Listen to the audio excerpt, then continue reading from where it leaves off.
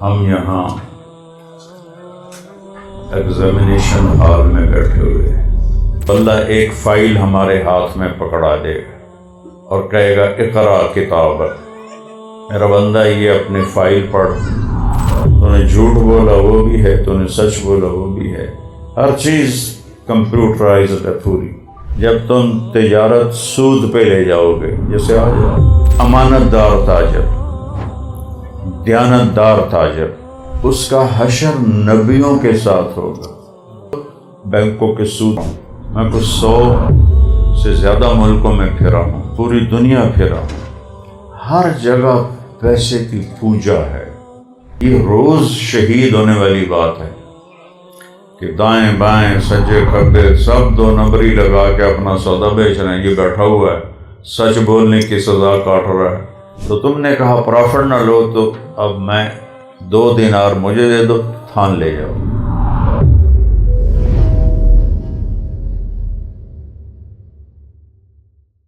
السلام علیکم ورحمۃ اللہ وبرکاتہ۔ بسم اللہ الرحمن الرحیم، والصلاة والسلام علی رسولہ الکریم وعلی آلہ واصحابہ اجمعین۔ میرے عزیزو، اللہ نے اس دنیا کو امتحان کے لیے بنایا ہے۔ ہم یہاں ایگزامینیشن ہال میں بیٹھے ہوئے ہیں، اور جب پیپر کا ٹائم ختم ہوتا ہے تو ہمیں واپس بلا لیا جاتا ہے۔ تو پوری زندگی اللہ نے ایک امتحان بنایا ہے، اور ایک سسٹم ہمارے کندھوں پہ بٹھایا ہے، کرامن کاتبین، سیدھے ہاتھ کی طرف نیکی لکھنے والا فرشتہ بیٹھا ہے، الٹے ہاتھ کی طرف برائی لکھنے والا فرشتہ بیٹھا ہے۔ اور اللہ تعالیٰ کا اتنا احسان ہے،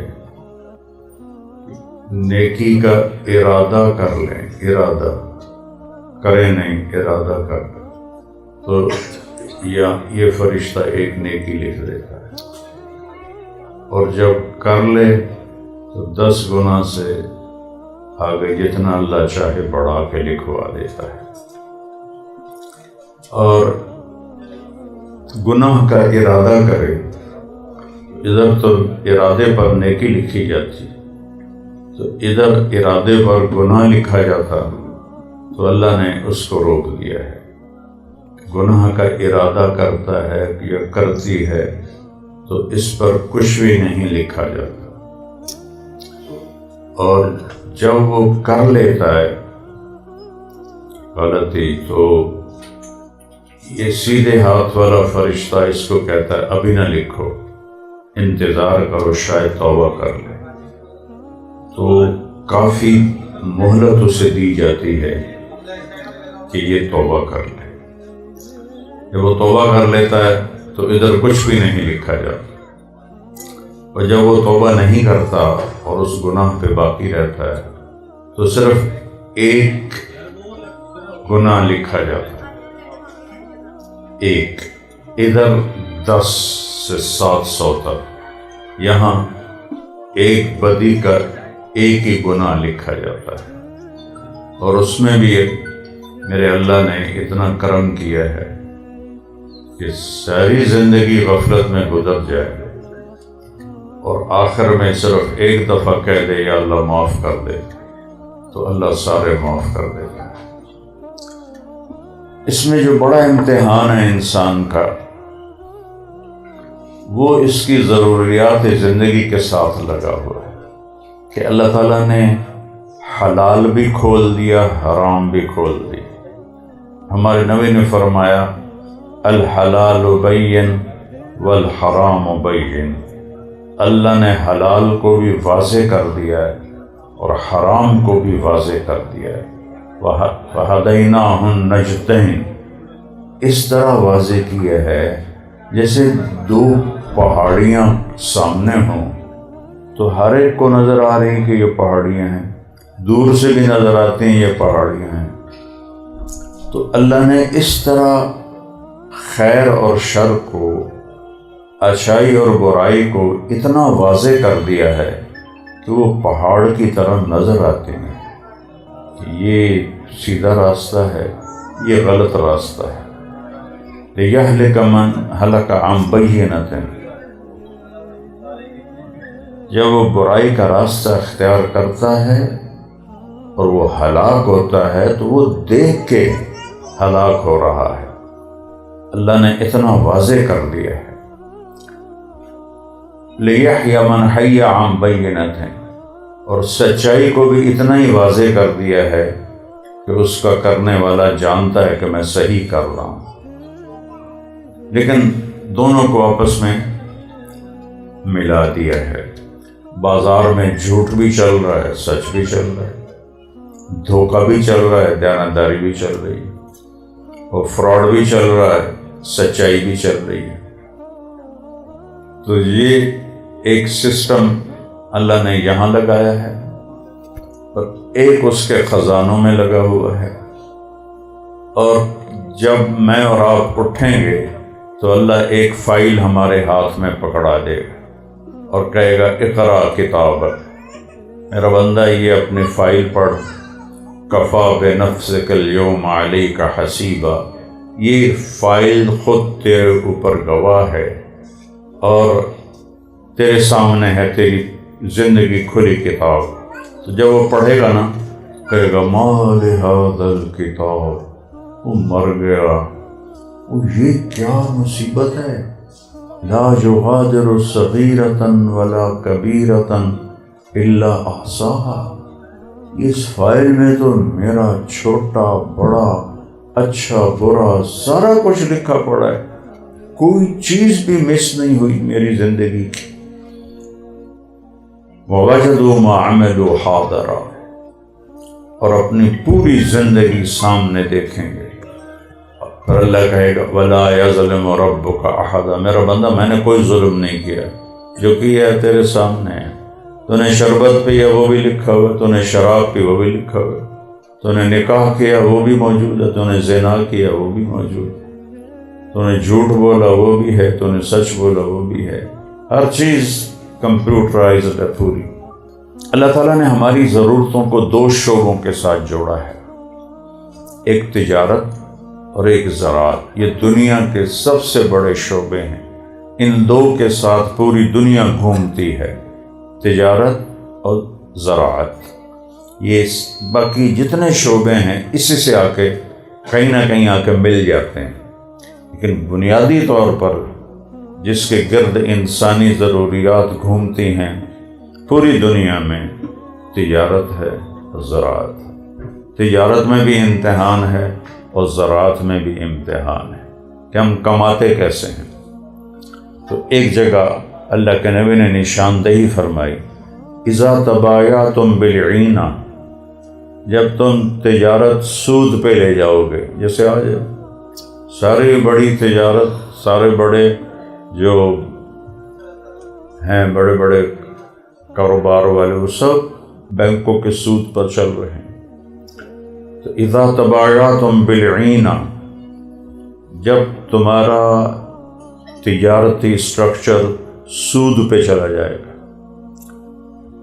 ورضیتم واخذتم اذناب البقر ورضیتم بالزرع، اور تم مٹی میں مٹی ہو کر صرف اپنی پیداوار بڑھانے کے چکر میں صبح و شام دوڑ رہے ہو، بھاگ رہے ہو، دوڑ رہے ہو، بھاگ رہے ہو، تم اور کوئی فکر ہی کوئی نہیں، صرف میری فصل اچھی ہو جائے، فصل اچھی ہو جائے۔ وَتَرَكْتُمُ الْجِهَادَ، اور جس کام کے لیے تمہیں بھیجا تھا، اللہ کے دین کو، اللہ کے کلمے کو بلند کرنا، وہ تم چھوڑ دو گے۔ جب یہ دو کام ہوں گے تو تیسرا کام خود ہوگا، تم دین کے لیے جد و جہد کوشش چھوڑ دو گے۔ تو سلط اللہ علیکم غلًا، اللہ تم سب کو ذلیل کر دے گا، تم پر ذلت کو اس طرح ڈالے گا کہ چھا جائے گی چھت کی طرح۔ اور لا ينزع عنکم حتی ترجعوا الی دینکم، اور اس ذلت کو اس وقت تک واپس نہیں لے گا جب تک تم اپنے دین کی طرف واپس نہیں آتے، یعنی تمہاری تجارت شرعی ہو اسلام کے مطابق، تمہاری زراعت اسلام کے مطابق۔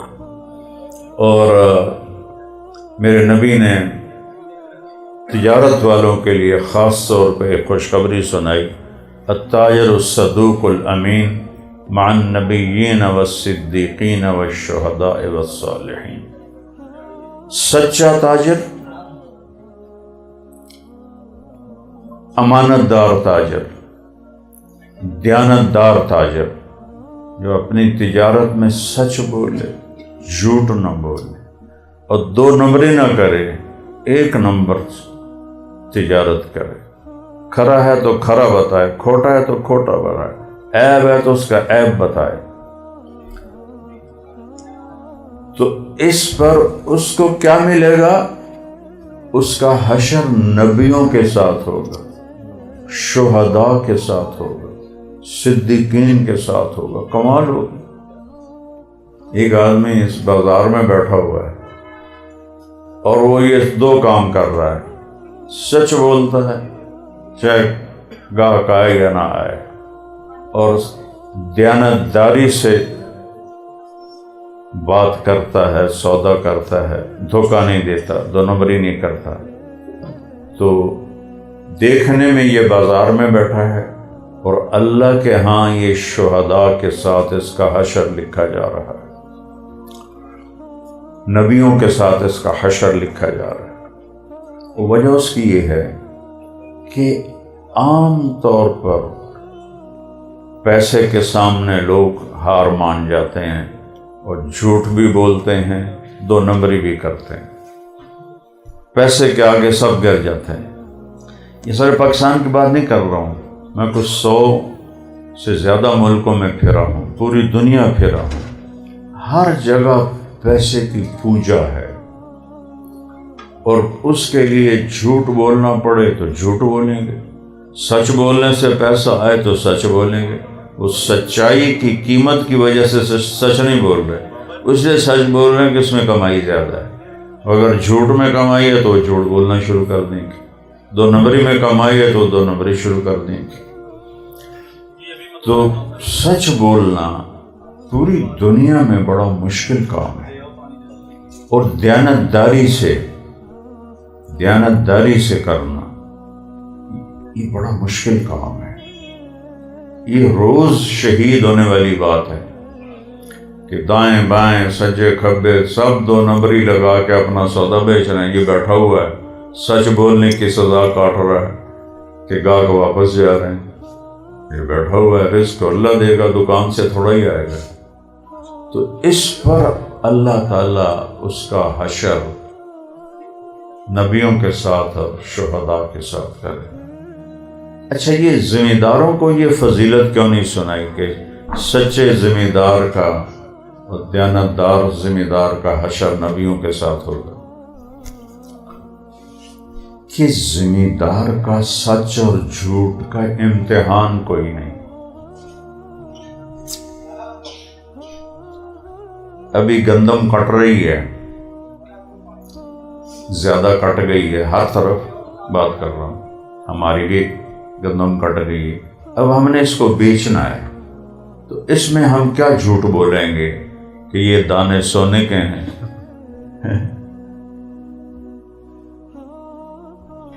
کوئی گنجائش نہیں۔ یہ گندم کا ڈھیر پڑا ہوا ہے، ابھی میں دیکھ کر آیا ہوں، میں 3-4 دن میں گاؤں سے آیا ہوں۔ تو اب اس ڈھیر کو ہم کس طرح جھوٹ بول کے بیچ سکتے ہیں، یا اس میں دو نمبری کیا کر سکتے ہیں؟ کوئی راستہ ہی نہیں ہے۔ اور یہاں جو کاؤنٹر پر کھڑا ہے یہ ہر سوٹ میں جھوٹ بول سکتا اور پتہ بھی نہیں چلے گا، ہر سوٹ میں دو نمبری کر سکتا ہے اور پتہ بھی نہیں چلے گا۔ اب گندم کے پیچھے مکی آ رہی ہے اگلے مہینے میں، تو اس کا سٹا ہے، وہ ٹوٹتا ہے، اس کی شیلنگ ہوتی ہے، مکئی کا ڈھیر لگ جاتا ہے، تب اس میں آپ بتائیں کہ جھوٹ بولنے کی گنجائش کہاں سے ہے،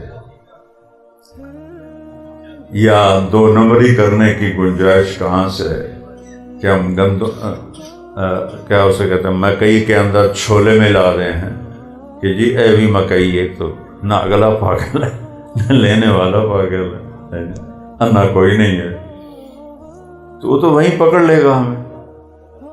تو ذمہ دار کا امتحان کوئی نہیں، سچ اور جھوٹ کا، دیانتداری اور دو نمبری کا پیپر کوئی نہیں، اس کی مجبوری ہے۔ اے نہیں وہ بڑے تقوی والا ہے تو بڑا سچ بول، اس کے پاس جھوٹ بولنے کے لیے جگہ ہی کوئی نہیں۔ پہلے کپاس میں جو چھوٹے زمیندار ہوتے تھے نا، وہ یہ ہیرا پھیری کرتے تھے کہ صبح صبح کپاس کی چنائی کرواتے تھے کہ رات کو شبنم پڑتی رہتی ہے تو کپاس گیلی ہو جاتی ہے، تو پھر وہ اس کو جب تولتے ہیں تو اس کا وزن زیادہ ہو جاتا ہے۔ تو آگے خریدار ان سے بھی سیانے، جب وہ ہاتھ لگاتا ہے کہتے تھا گلی ایسے تو نہیں لینا، انہوں خشک کرو پھر آ کے لو، وہاں بھی جھوٹ پکڑا جاتا ہے۔ اور کوئی خرید لے تو 200-300 روپے من کے پیچھے کم کر دیتا ہے۔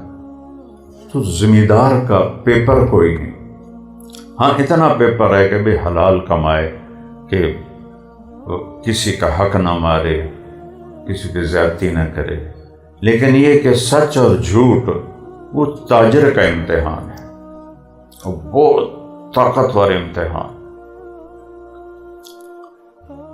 امام ابو حنیفہ رحمۃ اللہ علیہ ریشم کے کپڑے کے تاجر تھے اور دوسرا کپڑا بھی بیچتے تھے۔ تو ایک عورت آئی، کہنے لگی ریشم کا تھان چاہیے، تو انہوں نے خادم سے کہا، نکال کے سامنے رکھا، کہنے لگی ابو حنیفہ پروفٹ نہ لینا، برابر برابر پہ بیچ تو مجھے بیچ دو۔ کہنے لگے ٹھیک ہے بی بی 2 دینار دے دو۔ وہ منہ رکھنے لگ گئی، 2 مذاق کر رہے ہیں آپ؟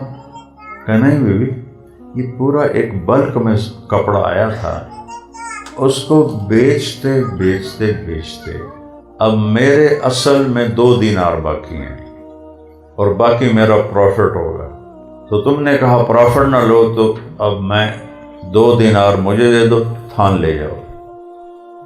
تو آج ان کی تجارت زندہ ہے، سب سے بڑے امام ہیں اہل سنت کے، اور کوفہ کے سب سے بڑے تاجر تھے کپڑے کے، انہوں نے اس طرح تجارت کی۔ تو سچا تاجر اور دیانتدار تاجر وہ نبیوں کے ساتھ اس کا حشر ہوتا ہے۔ ایک کوفے کی بات ہے، بغداد کی بات، کپڑے کے تاجر تھے، خالص ریشم نہ خالص ریشم، 2 طرح کے۔ تو جو خالص ریشم تھا وہ 400 دینار، اور جو ناخالص ریشم تھا تھان وہ 200 دینار۔ تو اپنے بیٹے کو بٹھا کر گئے کہ میں کام جا رہا ہوں اور یہ ان دونوں کی قیمت ہے، اس کے مطابق ڈیل کرنا۔ جب وہ واپس آئے تو ایک آدمی ان کی دکان سے نکل کے باہر جا رہا، تو اس کی بغل میں ناخالص ریشم کا تھان تھا۔ کہنے لگے بھائی صاحب یہ تھان آپ نے کتنے میں خریدا ہے؟ کہنے لگا 400 دینار۔ کہنے لگا مہنگا خریدا ہے، یہ 400 کا نہیں ہے۔ حاجی میرے شہر میں 500 کا بکتا ہے، مجھے 100 دینار کا پروفٹ ہے۔ تو کہنے لگے تم اس پر 300 پروفٹ لے سکتے ہو؟ وہ کہنے لگا آپ صاحب کون ہو بھائی، کیا تکلیف ہے؟ کہا بھائی یہ میری دکان ہے جس سے آپ نے سودا خریدا، میرے ساتھ آؤ۔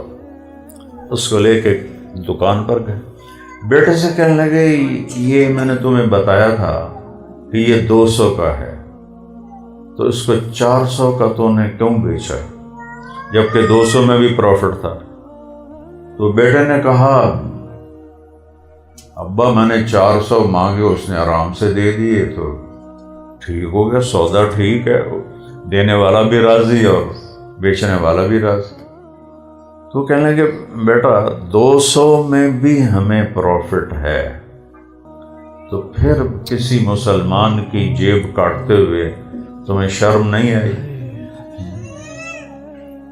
اب وہ بیچارہ بیٹا چپ، تو انہوں نے گلے سے 200 دینار نکالے، کہا میرے پیارے یہ 200 کا ہے، 400 کا نہیں، 400 کا وہ خالص ریشمی ہے، تو یہ نا خالص ہے، اب جاؤ، اب تمہیں 300 پروفٹ ملے گا اس میں۔ یہ تجارت تھی جب مسلمان عروج پر تھے اور پوری دنیا ان کے آگے جھکی ہوئی تھی، سچائی کی وجہ سے، دیانتداری کی وجہ سے۔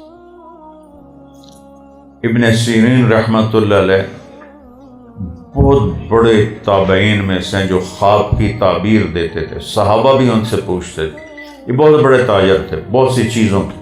اس میں ایک ان کی پروڈکٹ گھی بھی تھی، گھی منگواتے تھے بلک میں، تو انہوں نے نوکروں نے سارا ایسے لگا دیا، تو انہوں نے کہا ایک ٹین کھول کے دکھاؤ۔ جب کھولا تو اس میں ایک چوہا مرا ہوا تھا، کہا پتہ نہیں اور میں نہ ہو، تو انہوں نے سارا گھی دریائے دجلہ میں گرا دیا اور ڈیفالٹر ہو گئے اور جیل ہو گئی۔ ابن سیرین اتنی بڑی ہستی جیل ہو گئی کہ پیسے نہیں دے سکے، تو قاضی نے جیل میں ڈال دیا، تو ان کا جیل کے لیے تیار ہو، پر شک والا مال میرے گھر میں نہیں آ سکتا، ہو سکتا ہے کسی اور میں بھی کوئی چوہا ہو تو میں حرام کھلاؤں لوگوں کو۔ تو ڈیفالٹر ہونا قبول کیا، بدنامی قبول کی، جیل قبول کی، شک کی بنیاد پر سارا ضائع کر دیا۔ آج ان کا نام 1300 سال کے بعد میں آپ کے سامنے لے رہا ہوں۔ کتنے تاجر آئے اور چلے گئے، ابن سیرین کیوں مشہور ہو گئے؟ اس ایک واقعے کی وجہ سے۔ تو سچی تجارت جنت کا راستہ ہے۔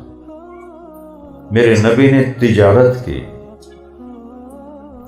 اور حضرت خدیجہ کا مال 2 دفعہ لے کر تشریف لے گئے ملک شام میں، اور مکے کے صحابہ تاجر تھے اور مدینے کے صحابہ زمیندار تھے، تو دونوں میرے نبی کے ساتھیوں کے ساتھ تھے، دونوں قسم کے لوگ۔